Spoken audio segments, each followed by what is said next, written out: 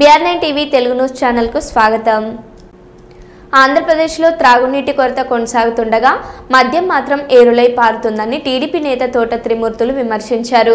Belt షాపులు ఇప్పుడు TDP నేతలకు ఉపాధి హామీ పథకంలా మారాయని ఆయన ఎద్దేవా చేశారు.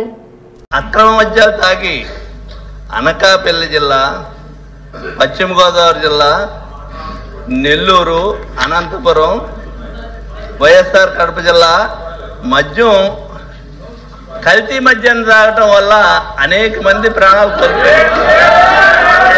ఏమే అలాగే మీరు మాట్లాడుతున్న అవును మీరు మాట్లాడదు కానీ సార్ ఇలాగా ఈ రకంగా ప్లీజ్ కల్తీ మద్యం తాగి చనిపోవటం అనేటువంటిది మా పేపర్లు కాదు, ఆంధ్రజ్యోతి పేపర్లో కానీ, ఈనాడు పేపర్లో కానీ అనేక పేపర్లో రాసినటువంటి ఫోటోలతో సైతంగా కల్తీ హెడ్లైన్లో వచ్చినటువంటి సందర్భాలు కూడా మీ దృష్టికి తీసుకొస్తున్నాం అధ్యక్ష. వీళ్ళు ఏదో మందు ఉన్నాం కదా అని చెప్పేసి, అధికారం ఉందని చెప్పేసి మాట్లాడి మీద పట్టి మాట్లాడటం తప్పితే వాస్తవాలు ఒప్పుకునేటువంటి పరిస్థితుల్లో లేదు అధ్యక్ష. ఎందుకంటే ఇది కాకుండా కల్తీ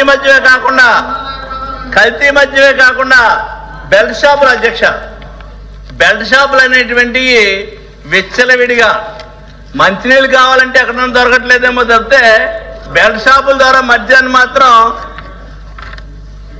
తెలుగుదేశం పార్టీ నాయకులు లేకపోతే తెలుగుదేశం పార్టీకి సంబంధించినటువంటి కార్యకర్తలకే ఉపాధి పథకం కింద పనిచేస్తుంది అధ్యక్ష. ఈ బెల్ట్ షాప్ విధానం అనేటువంటిది ఉపాధి పథకం కింద దీన్ని ఉపయోగిస్తున్నారు అధ్యక్ష.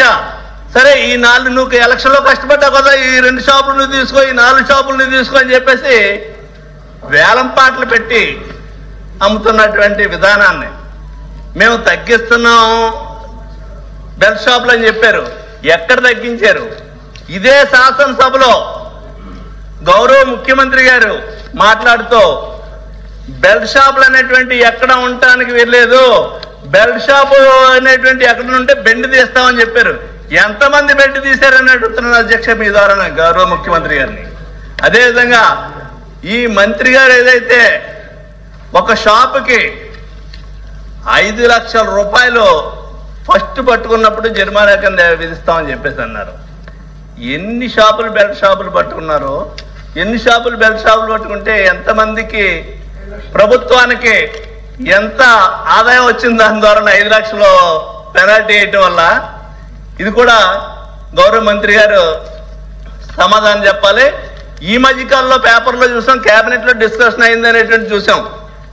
ఏదైతే పర్మినెంట్ అమ్ముకునేటువంటి పర్మినెంట్ షాప్లో బెల్ట్ షాప్ మెయిన్ షాప్ పక్కనే ఇచ్చే పెట్టామనేటువంటి చెప్పారు. దీని ద్వారా చెప్తున్నారు తప్పితే పేపర్లో ఇవేళ జరిగేవన్నీ కూడా బెల్ట్ షాప్ అనే మెయిన్ షాప్ కంటే ఎక్కువగా డెకరేట్ చేసి తతంగమే మీకు తతంగంగా కనపడుతుంది.